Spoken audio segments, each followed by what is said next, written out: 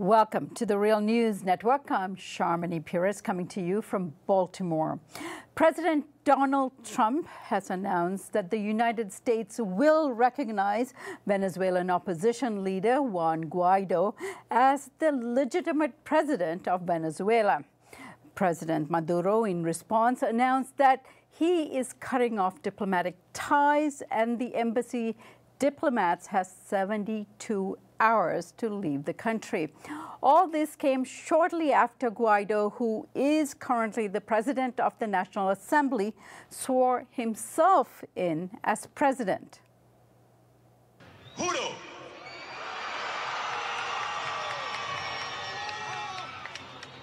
asumir formalmente las competencias del Ejecutivo Nacional como el presidente encargado de Venezuela. He swore himself in on the claim that Nicolas Maduro is not the legitimate president and that in the absence of a legitimate president and a vice president, the National Assembly president is next in line for the presidency. Yesterday, Vice President Mike Pence here in the United States made an announcement to Venezuelans urging them to rise up against President Maduro. On behalf of President Donald Trump and all the American people, let me express the unwavering support of the United States as you, the people of Venezuela, raise your voices in a call for freedom. Nicolas Maduro is a dictator with no legitimate claim to power. The United States joins with all freedom-loving nations in recognizing the National Assembly as the last vestige of democracy in your country, for it's the only body elected by you, the people. As such, the United States supports the courageous decision by Juan Guaido, the President of your National Assembly, to assert that body's constitutional powers, declare Maduro a usurper, and call for the establishment of a transitional government. Leading up to all of this, tens of thousands of Venezuelans had taken to the streets of Caracas on the 61st anniversary of the overthrow of Venezuela's last dictator, Marcos Pérez Jiménez. Now, this is something that happens annually, and both Chavistas and opposition and various Venezuelans come out on this particular day, but the timing of this so-called self-swearing in happened to have taken place on the same day. Now, supporters of President Maduro also took to the streets in a competing demonstration against the opposition. Now, what is happening in Venezuela right now is what we're going to discuss on this panel, and joining us to do that joining us from Caracas is Lucas Corner. He's the editor of VenezuelaAnalysis.com. And in our studio, we are now joined by Gregory Wilpert. He's the managing editor here at the Real News Network. And he is also the author of the book, Changing Venezuela by Taking Power. I thank you both for joining us. My pleasure. Great to be here. All right, Lucas, let's go to you first. What is happening on the ground there? I understand that President Maduro is currently speaking from Miraflores, from a balcony. Some of us are listening to it, and we'll try to bring you some of that footage later on. But give us a sense of what's happening on the ground, and then perhaps describe what has unfolded in the last 2 days. Well, the streets are very hot. I mean, definitely you can hear gunshots and other signs of disturbance. There's cars being burned currently in Mérida. I think most people returning from the two marches that took place to their homes for now. Evidently, there's definitely a sense of very high tension. We've seen 2 consecutive nights of violent protests, kind of the same kind of guarimba-style protests that we saw in 2017, with small groups of mostly young people destroying public and private property and provoking confrontations with authorities. Often in many of the more working class areas of the city, though from people I know that in, for example, the ECS Marina barrio in Pro Patria, at least none of the people were from that area. They were coming in from outside, which is another thing that we saw in 2017, where these groups were being paid by the opposition. We don't know if that's the case this time, but there definitely is a heating up of the streets, both before what happened today and now. If to see it perhaps what happened, the swearing in can be made into a reality through an actual toppling of the government. All right, Lucas, we know that President Maduro is speaking at the moment. Do you have a sense of what he is saying or what we know so far about what he is saying? We know that he has already broken off diplomatic relations with the United States after President Trump recognized Juan Guaido as the interim president of the country, and soon it was followed suit by Canada and most of the Lima Group countries, and also Ecuador, which is somewhat of a surprise among others.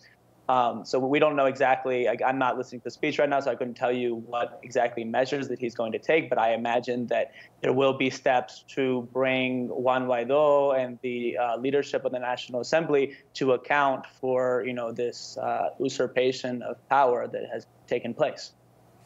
All right, Greg, let me go to you. Those of you who follow Venezuela on a regular basis and has your ear to the ground, as you do, of course, we've been seeing some of the events that have led up to this, which were serious indicators. In fact, Lucas sent around an email just a few days ago saying, what's unfolding slowly here is certain indicators we need to be paying attention to. So what has happened in the last few days? And obviously, you were not surprised by this move.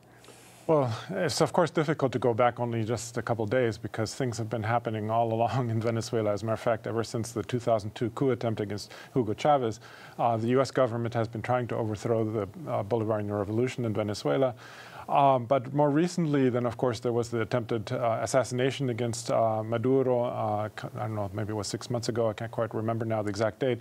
And then in the most recent developments, there were a number of different kinds of, well, first of all, President Maduro, of course, has made announcements before that, that is after the assassination attempt with the drone bombing, he made announcements warning that something will be happening soon. I mean, they clearly have intelligence within the opposition embedded to know that something was being planned, and he actually specifically highlighted Mike Pence and John Bolton as being two of the people who were spearheading this effort to undermine and overthrow the government. And then more recently, though, the more recent developments included the kind of, one could say, fake arrest of Juan Guaido. That is, it seemed like the military, sorry, not the military, the intelligence police arrested him briefly for a day, and turns out that they were sympathizers of his and wanted to show their sympathy for him, and he was released immediately, Guaido. But it certainly sparked a lot of questions as to, and we covered that here on The Real News, it certainly sparked a lot of questions as to what is happening within the military and within the security forces of Venezuela. Is it fragmenting? And then yesterday, actually, there was also another uprising in Caracas of some military officials, that is the National Guard, that tried to take over some weaponry. There's speculation that that weaponry might have been intended to be used today. They didn't succeed, and were arrested, 27 of them. But all of these were indicators that something was going to happen today. And so this was, in that sense, it was a coup that was announced well in advance. But today, it seems like it's all coming to a head. Right. Now, much of this depends on how the military reacts to what is unfolding at the moment. Lucas, any indication, any announcements by the military, any social media that's taking place that gives you any hint as to how the military will react? And military is obviously somewhat divided in terms of its loyalty to the president, but are they going to hang in there? What is the sense on the ground?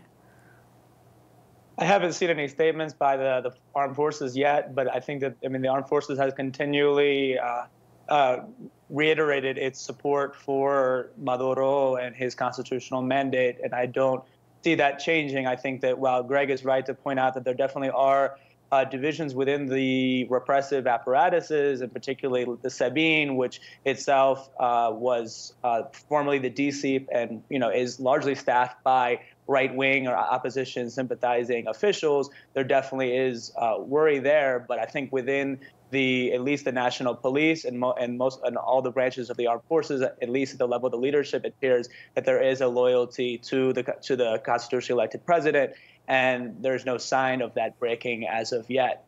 So the issue is, well, the opposition is attempting to, of course, break off elements with reiterating promises, pledges that there will be an amnesty should the armed forces play a role in overthrowing Maduro.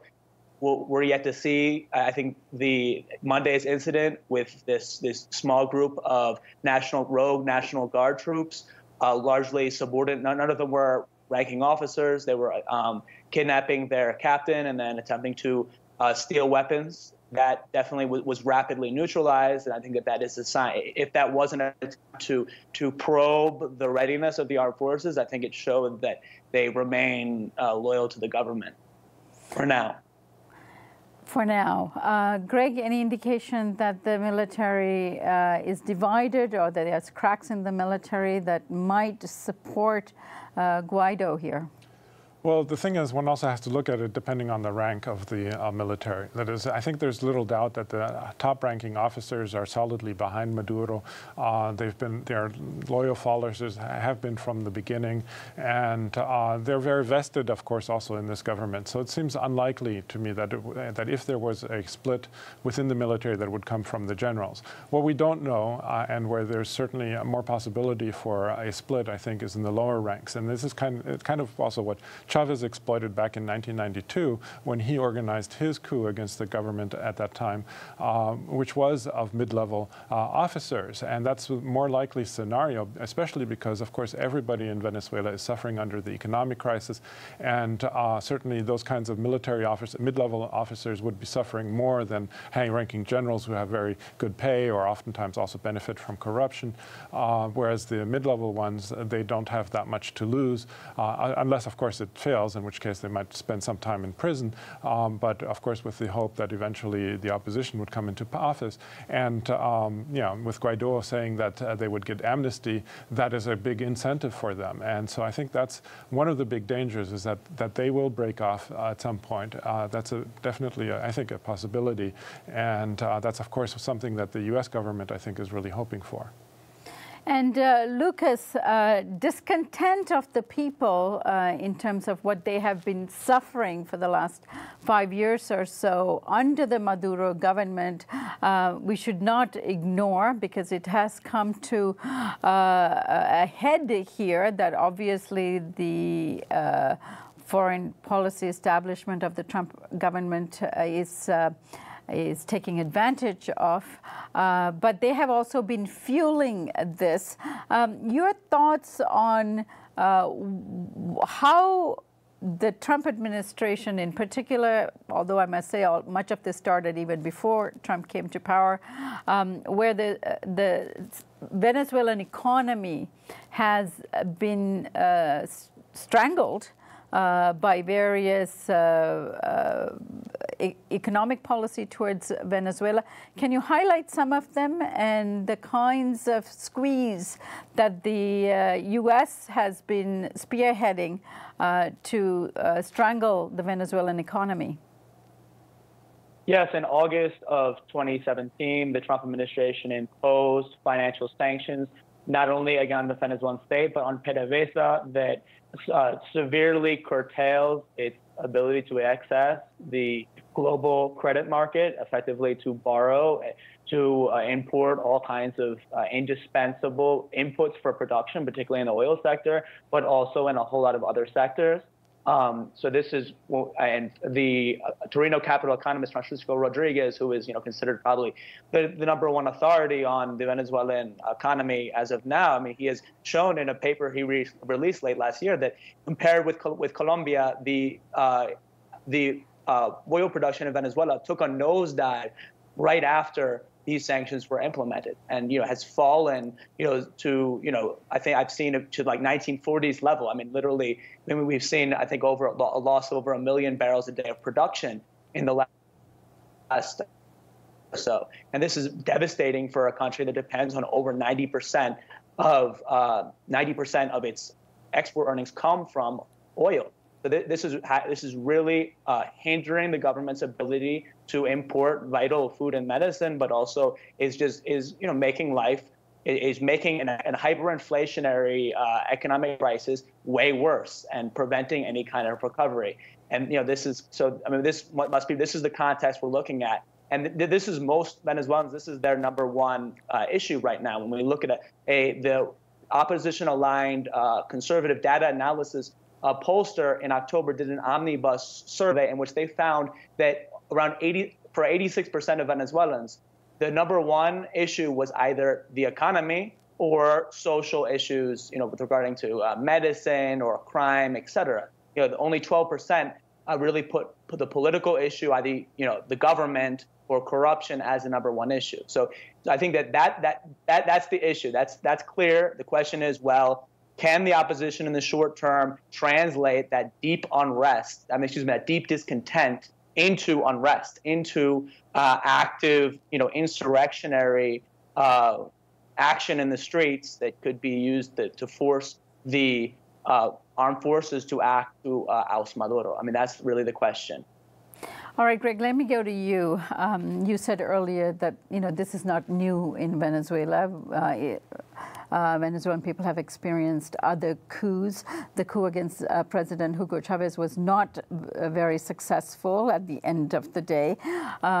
In fact, it built the Bolivarian movement, made it even stronger. The support when he came back after that coup for him and his government was greater than before.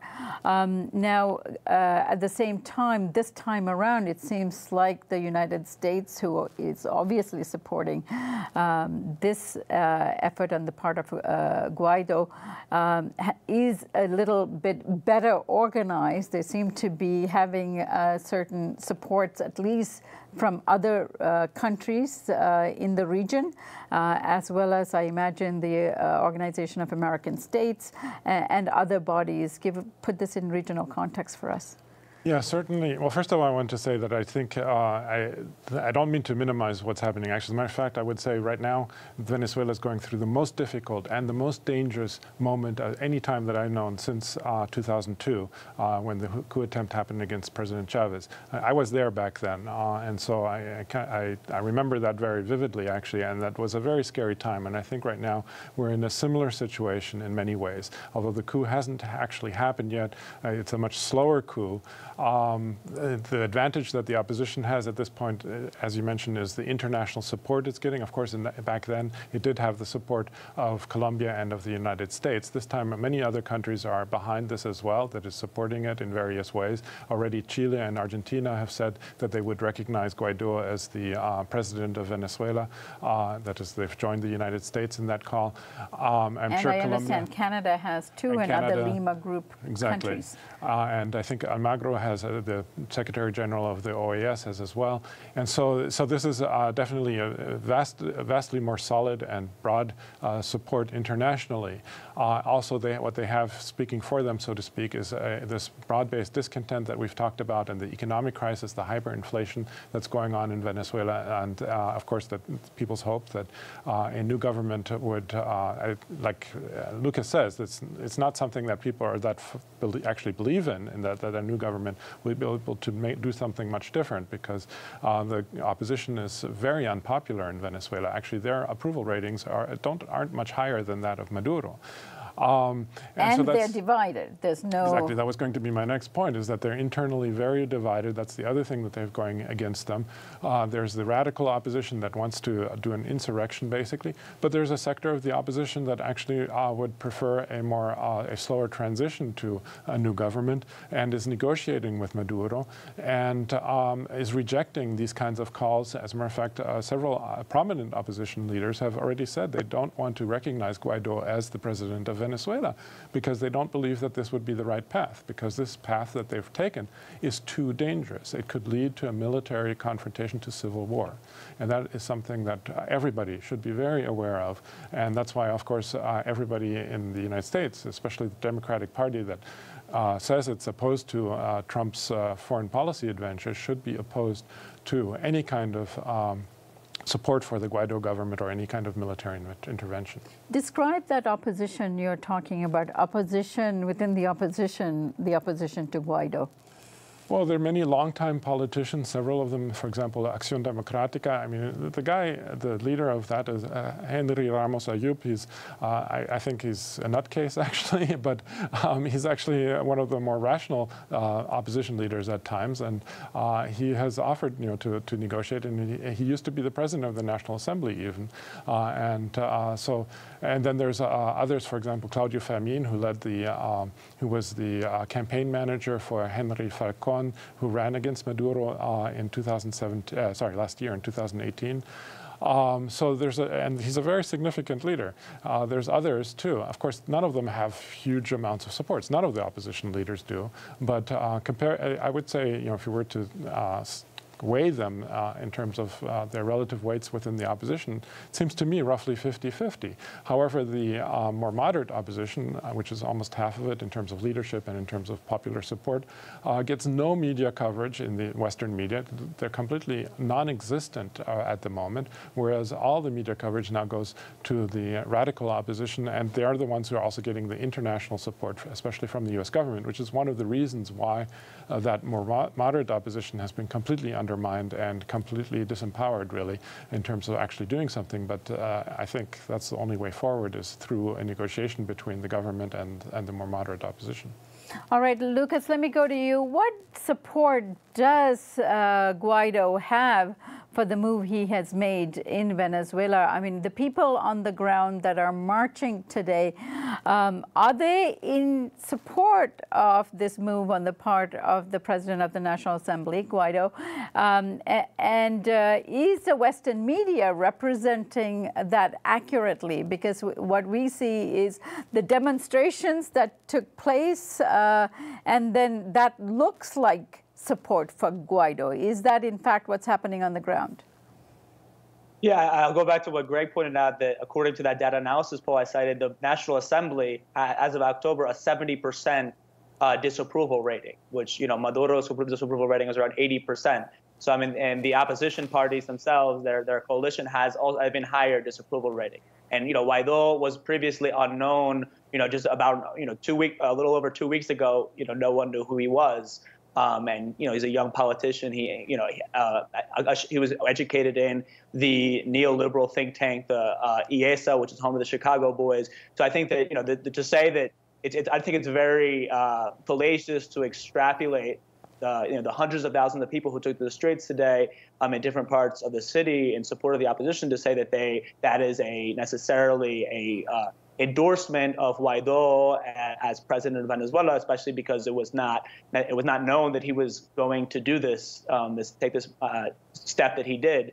I think that, as I mentioned before, there is tremendous dissatisfaction, particularly on the social and economic front, and that is evidently what has fueled this turnout for the opposition, though we should not ignore the fact that the government does maintain, a hard floor of, around 30% of the population, if not more, behind it. And, that's not an insignificant part of the population. And, as Greg says, there really could be an extremely, there's a potential for, a violent confrontation if the opposition, persists with this kind of short-termist effort to oust the government by force. Though I don't think that that's going to happen necessarily. I think that they would like to, but I think we're looking at a more longer period of deeper and more punishing strangulation of the country through imposition of further sanctions until basically the armed forces take action or basically the government, surrender. So I think that that's what we're looking at.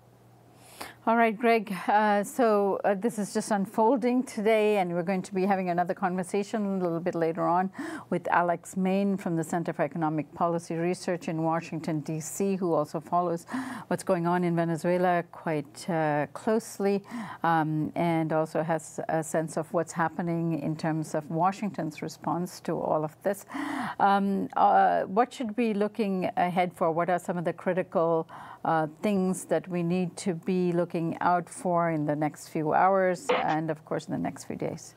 Well, the big danger is, of course, that if Guaido were to get support from the military and he calls for support from the United States to help him in some way, and maybe even Colombia or Brazil, that there could be a very real military intervention. I mean, people in Venezuela have always asked me, what chances do you think there is for a U.S. military intervention in Venezuela? I always said, no, I don't think that's possible because it's just way too dangerous of a military adventure. However, if there were military support and a government that the U.S. says it recognizes calling for it, then that's definitely a possibility. Add to that, of course, the possibility also, which has been contemplated, that there will be an oil embargo against Venezuela, which I see now as being highly likely, that would further strangle the Venezuelan economy.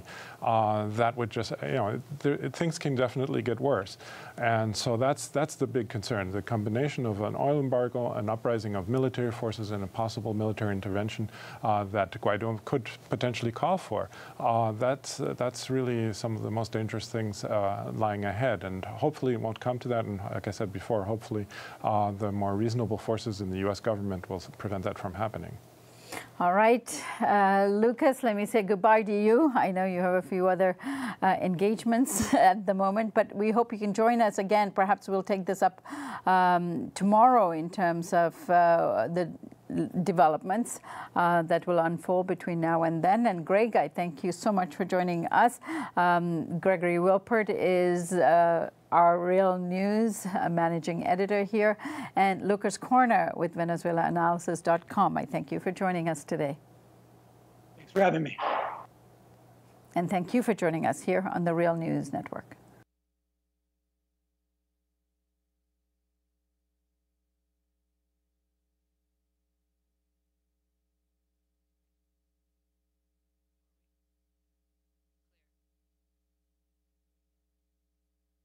All right.